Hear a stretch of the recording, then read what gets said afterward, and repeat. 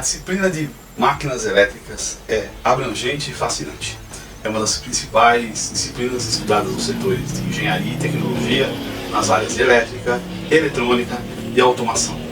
Nessa disciplina nós acoplamos conhecimentos da área de mecânica com eletromagnetismo em aplicações para entender, projetar, especificar, projetar instalações, executar aplicações de motores, geradores, equipamentos robóticos, equipamentos que precisam de motores e sistemas elétricos.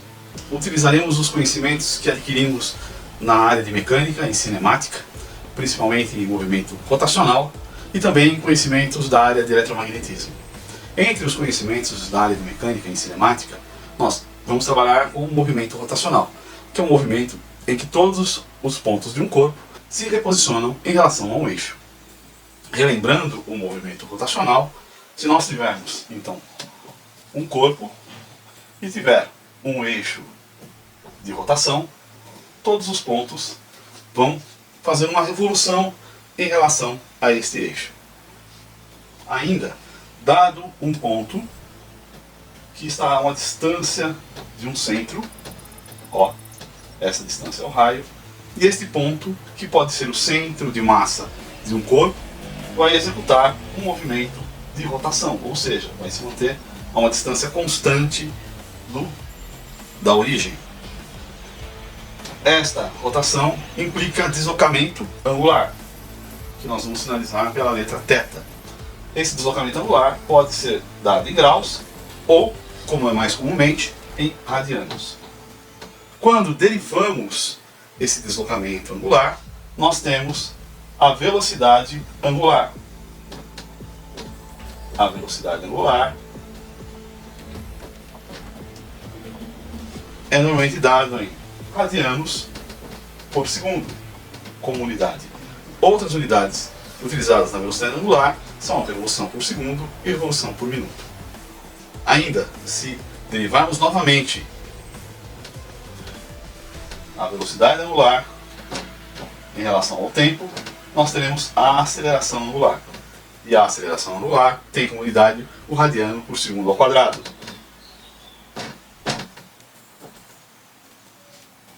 Outra questão importante na mecânica tem a ver com o trabalho e a energia. O trabalho em movimento translacional é a integral do produto escalar da força pelo deslocamento infinitesimal. Trabalho W é a integral de F produto escalar dr. Em termos de movimento rotacional, temos o trabalho rotacional vai ser igual à integral do torque produto escalar variação angular, infinitésimo de variação angular. E quando falamos de trabalho, também podemos estar nos referenciando à potência. A potência é a derivada do trabalho. Desta forma, se nós derivarmos a equação, ficamos a derivada temporal do trabalho é igual à derivada temporal aplicada à integral. Se considerarmos o torque constante, ele pode vir para fora da integral. E uma vez que ele é constante, também pode vir para fora da derivada, o que vai nos levar apenas à derivada temporal da revolução angular, da posição angular. Lembrando que a derivada, como acabamos de ver, da revolução angular é a velocidade angular. Então nós temos que a potência mecânica para sistemas rotacionais é igual ao torque vezes a velocidade angular. A potência tem por unidade o watt. Em termos do eletromagnetismo, nós utilizaremos os nossos conhecimentos da lei de Ampère, das indutâncias e das energias armazenadas em indutâncias, da esterese magnética e da lei de Faraday. A lei de Ampère nos sinaliza que a integral fechada da intensidade de campo magnético produto escalar sobre a linha que fecha esse sistema é igual à corrente envolvida, que tem como unidade o ampere espira. Então, se nós tivermos uma região fechada e sobre essa região colocarmos alguns condutores, uma corrente que entra, uma corrente que sai, uma corrente que entra, outra corrente que entra, e todas essas correntes tiverem o mesmo valor, e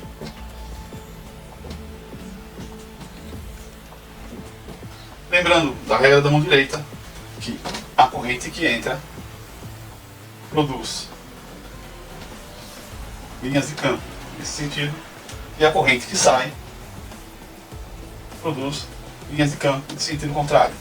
Se somarmos todas as correntes por terem valores iguais e definirmos as linhas de campo, podemos dizer que neste caso a corrente total aqui vai ser igual a 2 vezes I nesse sentido. E isso é dado pela lei de Ampère. Outra questão importante do magnetismo que nós vamos retomar nas nossas aplicações é a relação do fluxo sobre uma espira, sobre uma bobina. Então, se nós tivermos uma bobina, e esta bobina tem uma certa área, dada por S, esta área pode ser uma área direcional, então podemos ter aqui um S por N, ou seja, normal esta bobina, e há fluxo magnético atravessando esta bobina. Então, se tivermos um fluxo magnético, linhas de campo entrando na bobina, linhas de campo B. O fluxo magnético, dado por φ, vai ser igual à integral de superfície de B, produto escalar, ds.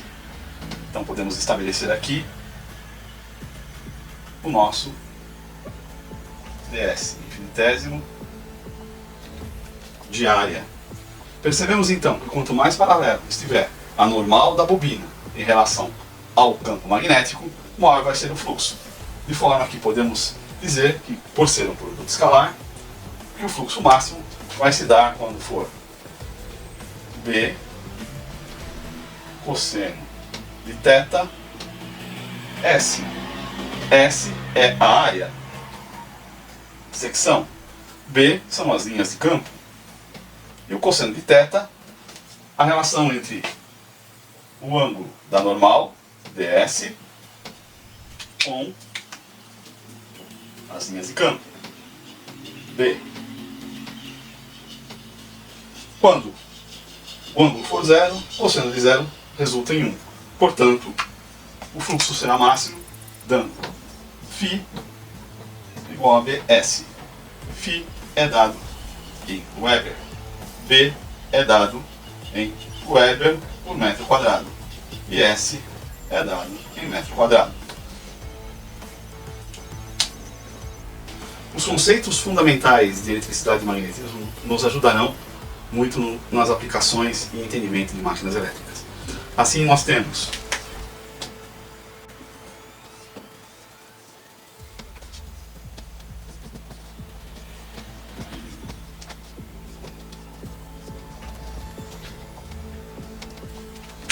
as intensidades, as densidades de fluxo, as forças e as constantes universais. Em eletricidade, temos que no campo elétrico, a unidade da intensidade de campo elétrico é volts por metro. A unidade do deslocamento elétrico, ou densidade de fluxo elétrico, coulomb por metro quadrado. No caso da força no sistema elétrico, a unidade da força eletromotriz é o volt. E como valor da permissividade elétrica, nós temos 1 sobre 36π vezes 10 a menos 9 farad por metro. No caso do magnetismo, a unidade da intensidade de campo magnético é o ampere por metro. A unidade da densidade em linhas de campo magnético ou indução magnética, também conhecida como campo magnético, é o Weber por metro quadrado ou Tesla.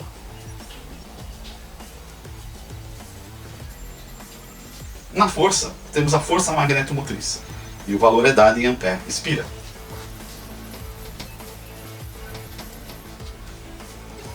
E a constante universal do magnetismo é a permeabilidade magnética do vácuo, que é dado como 4π 10 a menos 7 Henry por metro.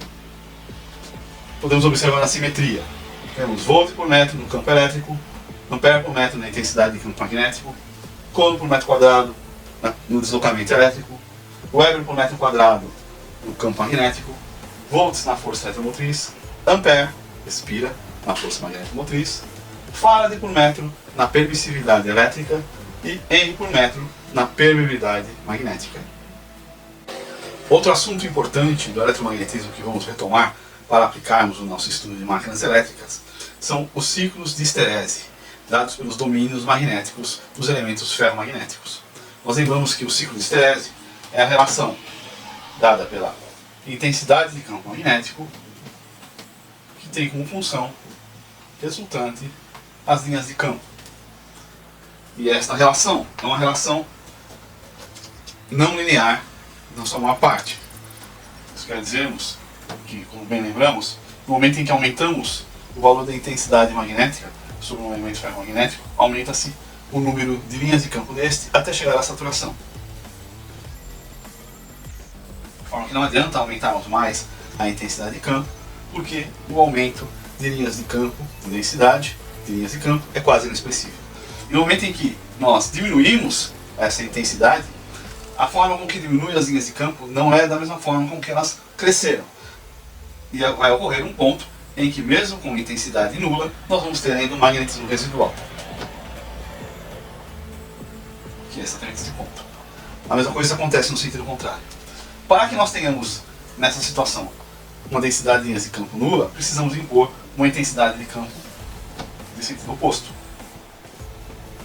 Forçamos, então, através de uma certa intensidade, a termos linhas de campo nula. Se invertermos o sistema, vamos até a saturação e fazemos a mesma operação. E podemos concluir o famoso gráfico de histerese. Histerese magnética.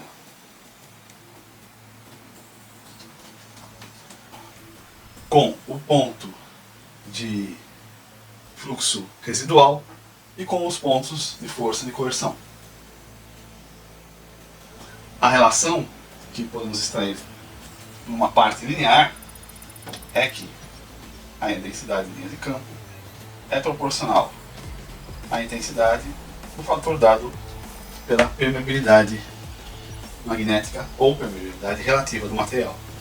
Nós vamos trabalhar com equipamentos em que teremos movimento. Para isso, os eixos que sustentam a parte rotativa são colocados sobre mancais fixos, de forma que em qualquer máquina elétrica rotativa sempre teremos uma parte fixa, que é o estator, onde são colocados bobinas ou sapatas polares, ou mesmo em alguns casos ímãs permanentes.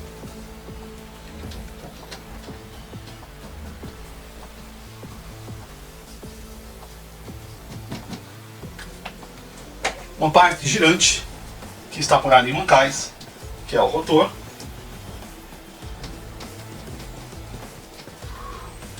Que também será preenchido por bobinas e elementos ferromagnéticos. E um espaço, que aqui está bem exagerado, entre o rotor e o estator, que é o entreferro.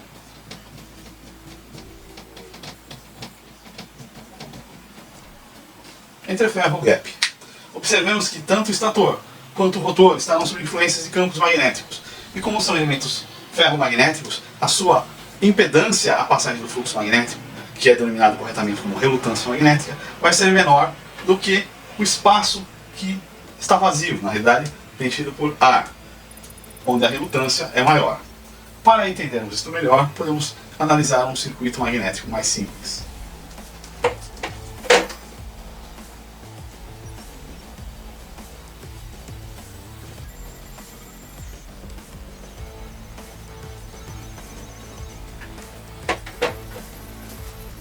Temos aqui então um elemento estrutural de ferro magnético, pode ser de chapas ou um bloco, normalmente é chapas de aço silício isoladas, e há uma bobina envolto em uma das partes desse sistema.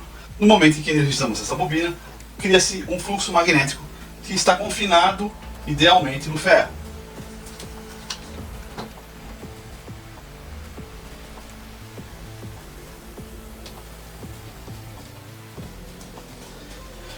Este fluxo φ segue um percurso L dentro deste ferro. Este fluxo constituído segue a constituição pela regra da mão direita de Fleming. Então temos aqui um fluxo que depende da corrente sobre as espiras. Então o que nós temos é uma força magnetomotriz dada por N vezes I, número de espiras vezes a corrente, que produz o fluxo magnético.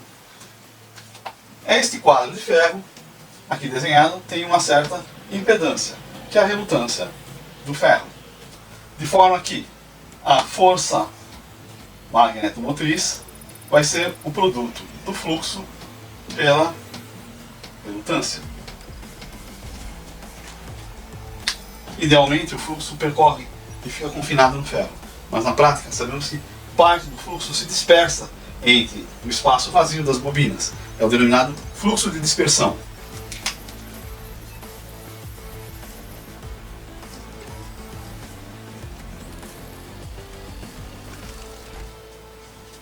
Outro ponto que podemos elaborar para melhor entender o sistema é se instalarmos um gap. Neste gap de ar, a relutância agora será a relutância do ar. E o fluxo passa pelo ar, mas também se dispersa. Então temos aqui no gap um fluxo de dispersão. Podemos colocar isso em termos de circuito magnético. Em termos de circuito magnético, a questão anterior fica a força magnetomotriz da fonte, da corrente nas espiras, que é onde temos a intensidade de campo magnético, que vai gerar um fluxo que vai percorrer a relutância do ferro e a relutância do ar do gap. De forma que nós vamos ter a força magnetomotriz é igual ao fluxo vezes a soma das relutâncias do ferro com o do gap, relutância no ar. Ainda podemos considerar a relutância.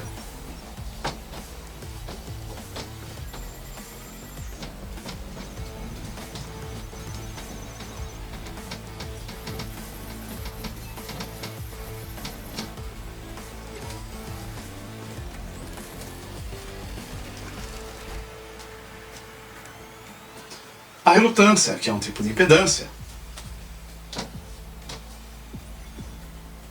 é diretamente proporcional ao percurso do fluxo e inversamente proporcional à secção ou à área seccional por onde passa o fluxo. E há uma constante de ligação, que é o inverso da permeabilidade magnética. Esta equação é muito semelhante à equação da resistividade de materiais elétricos. Basta substituirmos 1 por I pelo ρ, resistividade intrínseca do material. E aí então teríamos a resistência. Mas aqui no caso que estamos falando é de relutância magnética. Nos circuitos magnéticos, um dos principais elementos passivos do circuito são os indutores. Os indutores são os elementos que respeitam a indutância.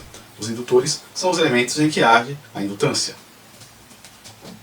O indutor é diretamente proporcional ao quadrado do número de espiras e inversamente proporcional à sua relutância. A relutância é a ação que temos do elemento quando este está sob campos magnéticos variáveis. Na relutância temos armazenamento de energia do campo magnético, de forma que a energia armazenada no indutor é igual a meio L do indutor I ao quadrado. O L tem por unidade o Henry, dado por H. Uma das leis mais importantes que nós vamos utilizar do eletromagnetismo, muitas vezes em aplicações de máquinas elétricas, é a lei de Faraday. A lei de Faraday diz que um campo magnético variável sobre um condutor faz surgir neste condutor uma diferença de potencial, uma tensão. E essa tensão surge de forma a impor uma corrente que impõe um fluxo magnético que se opõe ao fluxo variável inicial. Essa é a complementação dada por Lenz. Por isso denominamos esta lei de lei de Faraday-Lenz, ou simplesmente lei de Faraday. Então a lei de Faraday nos informa que a variação do fluxo magnético sobre um condutor, variação temporal, resulta em tensão induzida. Se nós, em vez de tivermos muitos condutores, basta multiplicarmos por N. Devido à lei de Lenz, aparece um sinal negativo na frente desta tensão. E muitas vezes nós denominamos isso como fluxo concatenado. Então a variação do fluxo concatenado no tempo nos faz surgir uma tensão induzida. E esta é a lei de Faraday. Assim, outras considerações que aprendemos no eletromagnetismo são importantes, como a força que surge sobre um condutor carregado com corrente imerso em um campo magnético.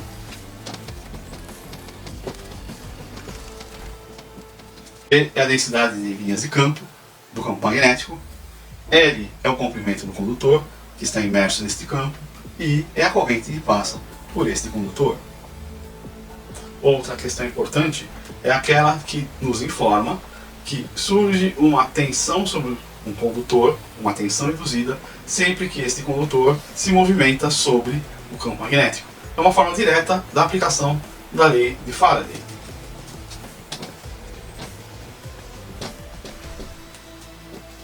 A velocidade, produto vetorial, densidade de linhas de campo, produto escalar, comprimento do condutor. Assim, em máquinas elétricas girantes, nós vamos trabalhar bastante as ideias de conversão eletromecânica de energia, ou seja, quando entramos no sistema com energia mecânica e surge energia elétrica, função do gerador, ou quando entramos com energia elétrica e surge energia mecânica, função do motor. E nós especificamente estudaremos motores e geradores, máquinas de corrente contínua, máquinas de corrente alternada, sendo que as máquinas de corrente alternada nós dividiremos em duas seções, máquinas síncronas e máquinas de indução. Então, de uma maneira geral, nessa disciplina nós veremos motores de corrente contínua, geradores de corrente contínua, motores de indução, motores síncronos, geradores síncronos e compensadores síncronos, compensadores de reativos. E também veremos os PMSM, Permanent Magnetic Synchronous Motors. São os motores de ímã permanente aplicados em servomotores muito utilizados em robótica. Sinceramente espero que você acompanhe todas essas aulas e possamos ter juntos bons estudos.